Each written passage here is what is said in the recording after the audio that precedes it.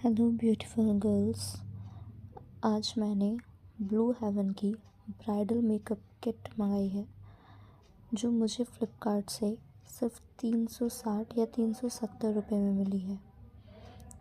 इसमें 11 प्रोडक्ट्स हैं और सारे प्रोडक्ट्स ही बहुत अच्छे हैं। तो आज हम इसकी अनबॉक्सिंग करते हैं। तो इसमें पहला प्रोडक्ट है ब्लू हेवन का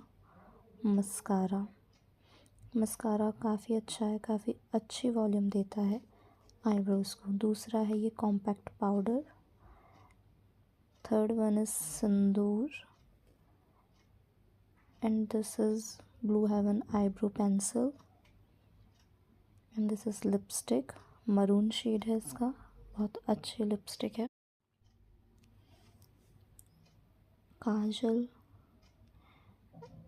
आई शेडो पैलेट एंड लाइनर, बहुत अच्छा है लाइनर भी। And this blush, lovely mini foundation, coverage अच्छी नहीं है इसकी। And last this lipstick.